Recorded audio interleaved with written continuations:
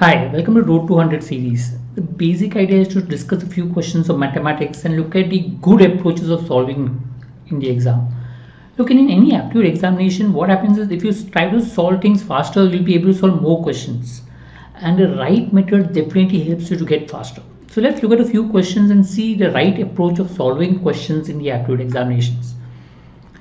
Right. So we have two towns A and B, car 1 and car 2 traveling from A and B respectively towards each other. So they are traveling towards each other, A and B.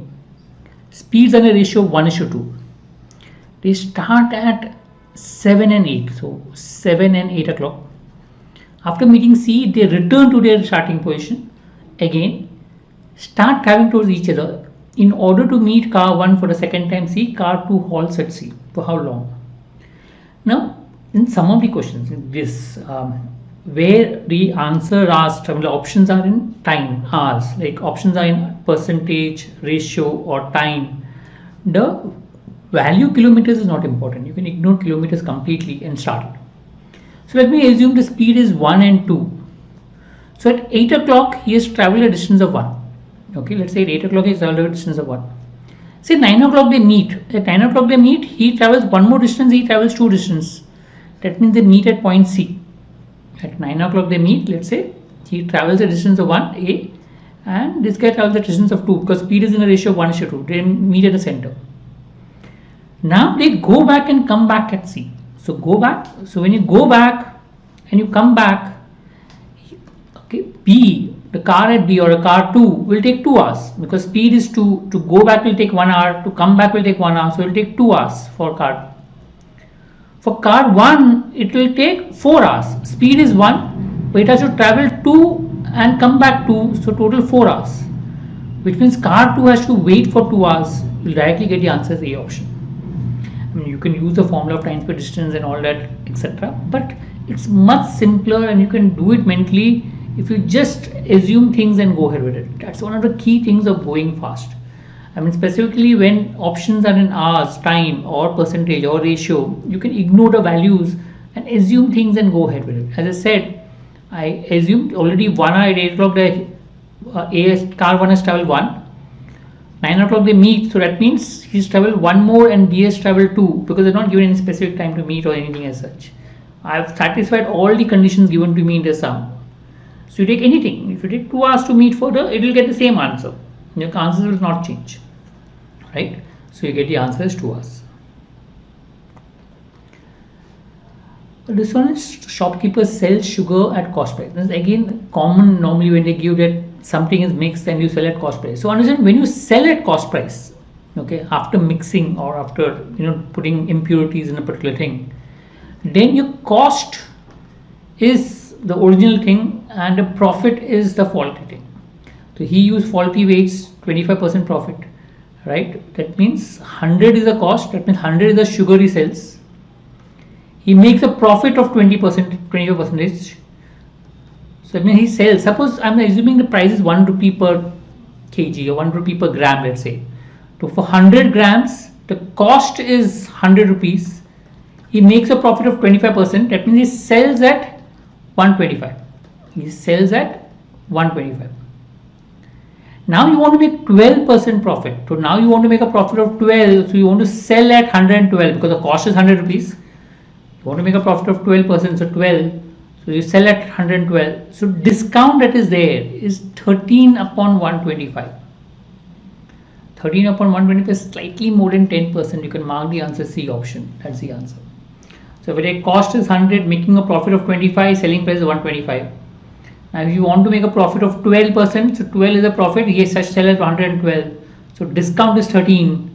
13 out of 125, slightly more than 10%. Two things out here. One is you can assume 100 and solve. I mean, it's just numbers, it could be easier.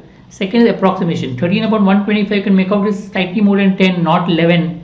And none of the options, only one option matches, you can directly mark the answer. So approximation also helps you to be fast in the exam. The shop has 3 types of candies costing 1, 2 and 3. Neha has 24 and wants to buy exactly 12 candies comprising at least 1 of each kind. So he has to buy 1 of each kind. So let me say he bought 1 of first, 1 of second and 1 of third.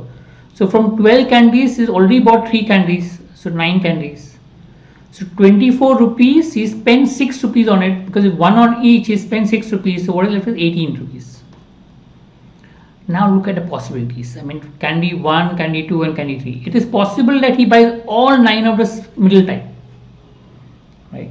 So 18, because the average price is 18 upon 9, 2 rupees. The middle one is 2 rupees, 18. Also you realize if I mix 1 of 1 and 1 of 3, I get an average of 2. So that means I could have 1, 7, 1. I mean, I can put 1 out here, 1 out, because I want the average of 2. This is already average of 2. So if I put 1 chocolate out here, I have to put 1 chocolate out here, so the average becomes 2. Same if I put 2, 2, it becomes 5. 3, 3, it becomes 3. And 4, 4, it becomes 1. So you'll realize that there are 5 ways possible. So 5 is the answer. Technically there are 5 ways. Just put the numbers down, go systematically. Put all 9 for the middle one, and then slowly put 1, 1 on the side. You will realize there are only 5 possibilities. 5 is the answer. I mean, just simple, systematically going about it, you can get the answer quickly. So 120 kilometers. If P and Q start driving in the same direction. Now normally what happens is, in time per distance, one of the good methods is the ratio method. So if you look at the distance covered by them is 3:2, but P and Q in the second case, when they go in the opposite direction to meet each other, the distance covered is 3:2. The speed also is 3:2.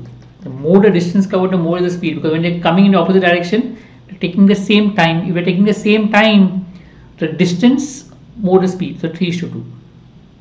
Now if you look at the first case. In the first case, I mean, they're traveling same distance, okay, and P wins by 25 minutes. So speed is 3:2, so time will be 2:3. Time is inversely proportional to speed. Speed is 3:2, time is 2:3. Difference in time is 1, but I want difference as 25 minutes. Remember, I want difference as 25 minutes. So it is into 25. So P will take 50 minutes. So P takes 50 minutes to travel 120 kilometers. So speed of P is 120 upon 50 minutes upon 60. Right, 50 upon 60, solve it, you will get 144. It has to be more than 120, so 144, B option is the answer. Right. So basically ratio of distance is 3:2, so ratio of speed is 3:2, so ratio of time is reverse of that, 2:3. Difference of 2 and 3 is 1, but I know difference in time taken is 25 minutes for the entire distance. So 1 stands for 25, so 2 will stand for 50 minutes for the entire distance for P. So P has covered 120 kilometers in 50 minutes, so we will get the speed. Balloon is in the form of perfect sphere and diameter of 20 centimeters. A circle is drawn on the surface of the sphere. If I draw a circle and center of the circle coincide, that means this becomes the circle of the sphere is a diameter 20. So this, if I calculate the diameter, which is 20, they said, of the balloon, because the center coincide with it. Now they draw 3 equal points. If I draw 3 equal points, it will become an equilateral triangle. Be comfortable with equilateral triangles, and 30-60 triangle. Should be comfortable with that. So if I draw this line, this becomes a 90 degree, because diameter subtends the right angle at any point of circle. Okay, 90, 30, 60 it is. So this is half of 60, 30, 60. So if this length is 20, this becomes 10√3. As I said, you should be comfortable with 30, 60, 90. Side opposite 60 is into √3 upon 2 times side opposite 90. So side opposite 90 is 20. So side opposite 60 becomes 10√3. So be comfortable with equilateral triangle. The second property that is important in geometry is if ratio of the length is A:B for similar figures. The ratio of the area is A square is to B square. The ratio of the volume is A cube is to B cube. Here they said volume becomes 8 times, 1:8, 8 times. So length will be 1:2. Remember, if volume is A cube, B cube, the length distance becomes double. So distance between the 2 points becomes double. So from 10√3 it will become 20√3. So you will get the answer as C option. Right?